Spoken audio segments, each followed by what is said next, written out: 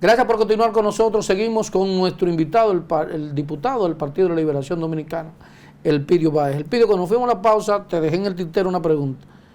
¿La lucha anticorrupción del gobierno o de la Procuraduría no es sincera, partiendo de que tú hablas de que el gobierno ha dedicado mucho tiempo a lo que tú defines como un show? Así es un puro show.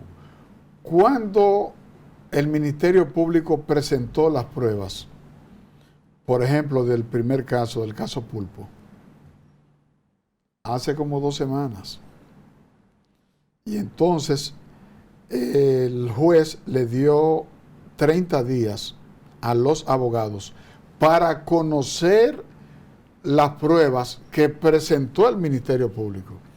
Es decir, el juicio no ha comenzado todavía. No tan... Por eso, el juicio no ha comenzado. El Ministerio Público llevó la cantidad de pruebas que ellos entienden sustentan toda la acusación del proceso. Entonces ahora es que los abogados de los imputados están conociendo las pruebas, pero el Ministerio Público filtró a los medios de comunicación los documentos y filtraba informaciones y montó un show grande.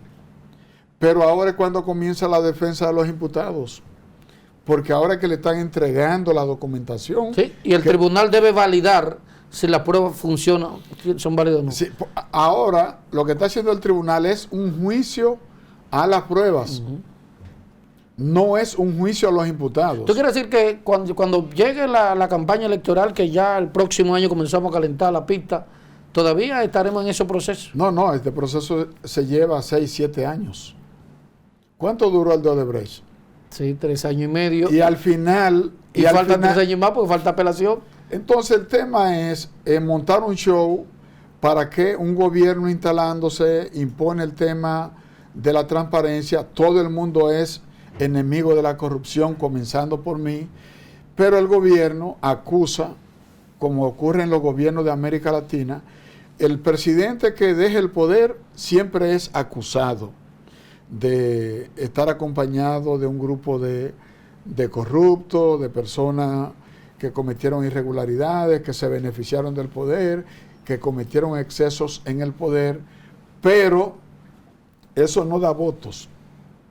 Y la simpatía que eso da es coyuntural, es momentánea. Pero dicen la gente del gobierno, las encuestas, que es el más popular de Latinoamérica, que tiene un 70% de aprobación. Margarita, si las elecciones fueran mañana, Margarita le gana a Luis Abinader. ¿Cómo? Si las elecciones fueran mañana. ¿Y tan alta está Margarita? Oye lo que te estoy diciendo. Si tú colocas a Margarita de candidata del PLD y a Luis Abinader de candidato a la reelección, Margarita le gana. Porque la gente no va a votar por la inflación, la gente no va a votar por el aumento de precios, la gente no va a aumentar porque le encarecieron el pan, le encarecieron los combustibles, le subieron los huevos, le subieron el arroz, le subieron el pollo. Entonces, todos estos aumentos en los precios, ¿a quién se culpa de la carestía de la vida, del costo de la vida? Al presidente de la República.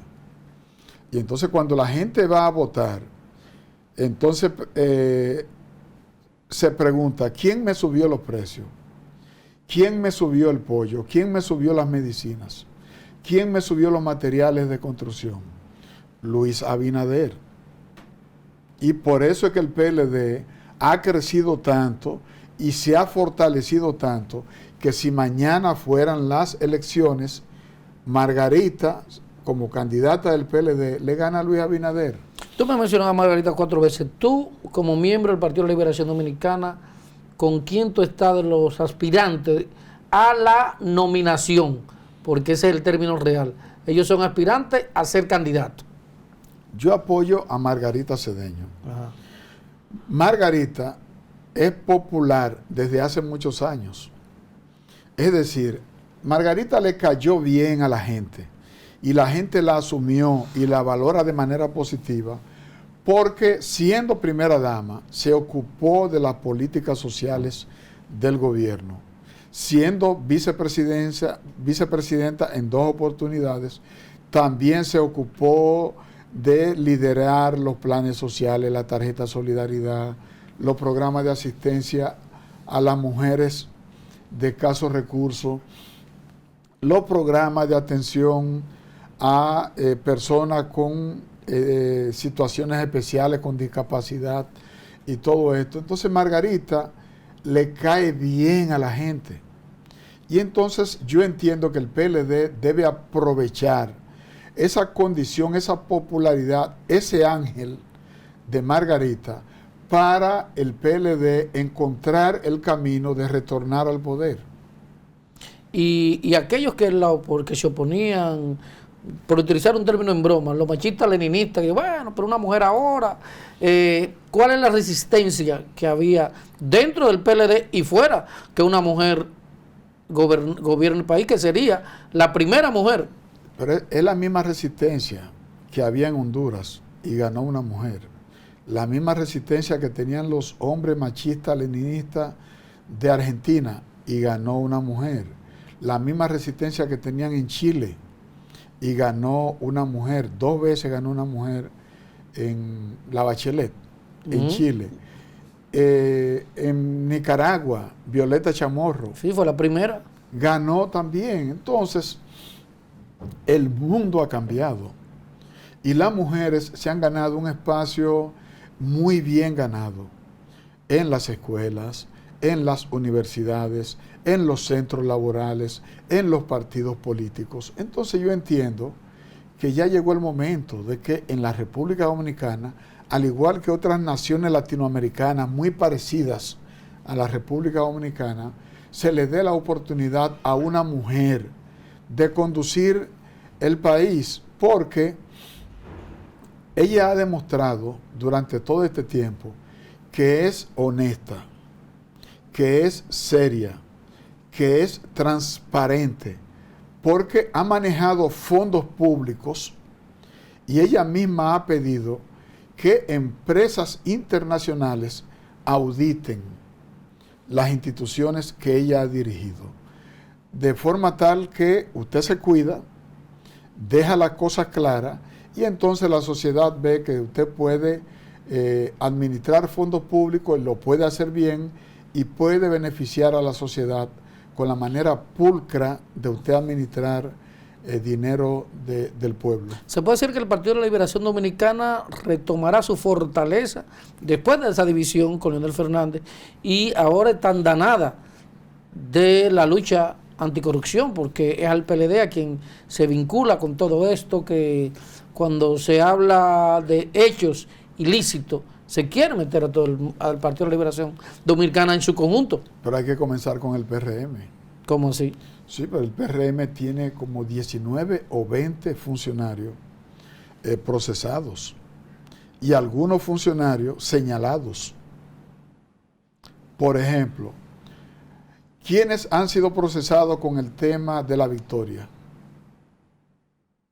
Ni son todos los que están, ni están todos los que son. Y todo el mundo lo sabe. Y cuando tú vas al correo, te va por la Lotería Nacional.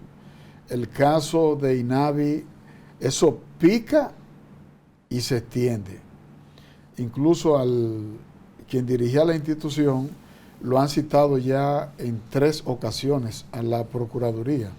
Y tú sigues con el caso del Ministerio de la Juventud y continúa. Es decir, el tema de la corrupción tiene que ser una lucha permanente en todos los gobiernos y no puede haber ni vaca sagrada ni toro sagrado, que es lo que estamos viendo con esta lucha.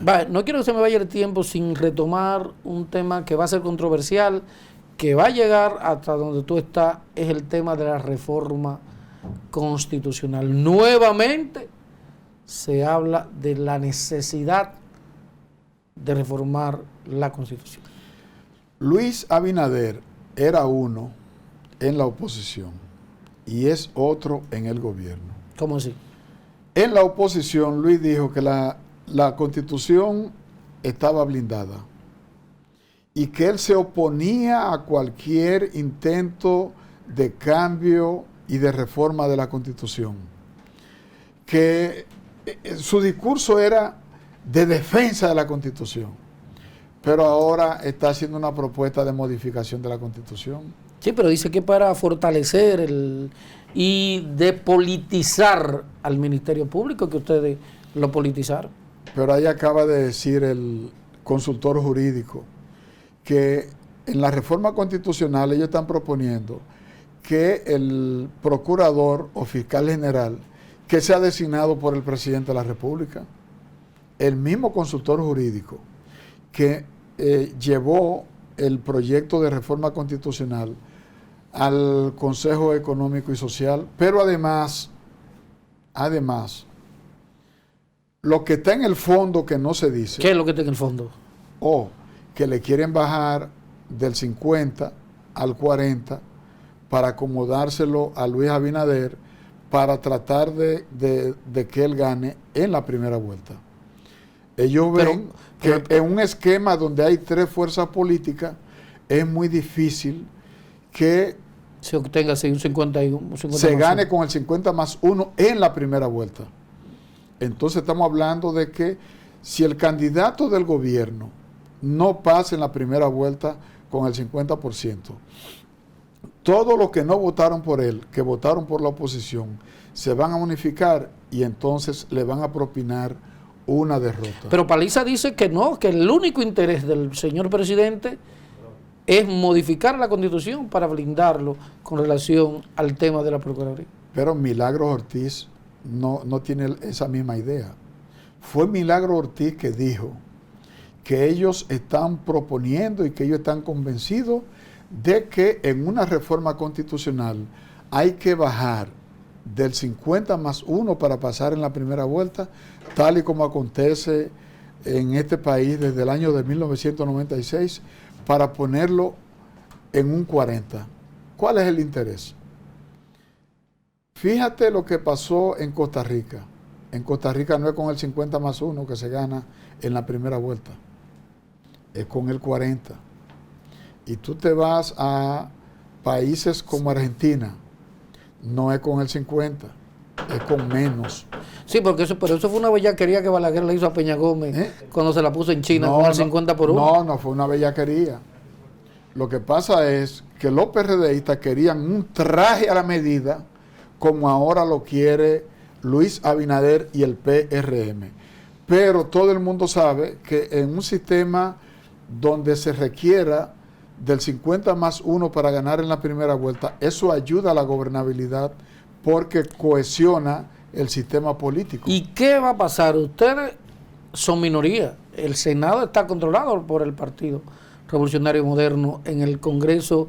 Cuando se dé esa reunión de la Asamblea, ¿cuál es la proporcionalidad de los votos? ¿Cómo ustedes harían para evitar que se haga lo que usted define como un traje a la medida para el presidente? Lo primero es que hay que aprobar la ley que declara la necesidad de la reforma a la Constitución. Y para eso se requiere de una mayoría calificada en cada Cámara. Ellos la tienen en el Senado, pero no la tienen en la Cámara de Diputados.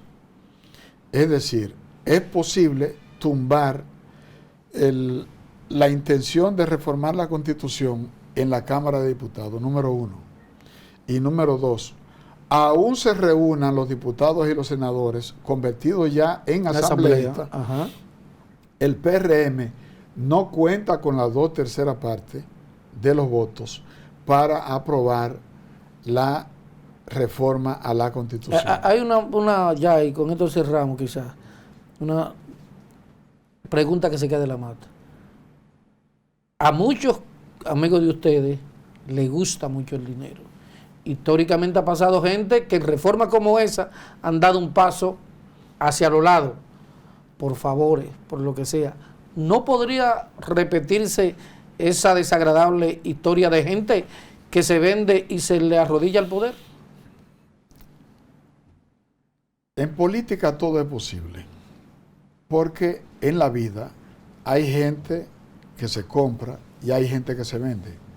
Hay personas que actúan por principios, hay personas que actúan guiados por la convicción personal y hay personas que se dejan tentar por el dinero. Pero a veces uno no sabe para quién trabaja. Hipólito reformó la Constitución en el 2002 y en los medios, en los corrillos políticos, se dijo que corrió el dinero. ¿De qué le valió reformar la Constitución? El pueblo no lo eligió, no se pudo repostular. Digamos que Abinader logre reformar la Constitución y logre incluso cambiar los porcentajes. ¿Eso le garantiza a él ganar una repostulación?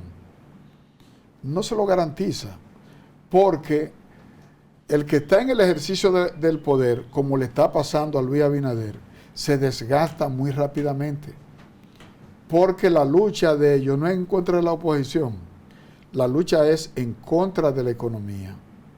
¿Y cómo se está moviendo la economía mundial? Inflación, golpeo a la calidad de vida de las personas, encarecimiento de la canasta básica, de la canasta familiar, y entonces tú puedes ver que la economía le está jugando un mal momento a este gobierno. ¿Qué ha hecho este gobierno? Un endeudamiento enorme, un endeudamiento tan grande que ha superado la barrera del PIB, por ejemplo. Es un gobierno que no le tiembla el pulso para coger 300 millones de pesos, como lo aprobó en el Senado en este momento. Entonces, este gobierno lo que ha hecho es endeudar y todas las deudas se pagan. Entonces, yo entiendo que de cara al futuro, la oposición tiene todas las posibilidades.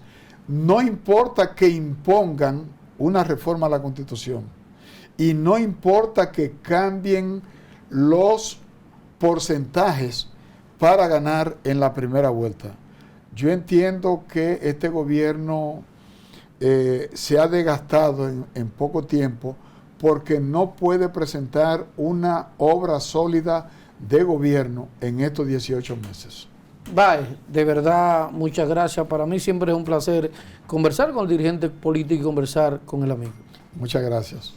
Y gracias a ustedes por estar con nosotros durante esta entrevista. Será hasta una próxima entrega.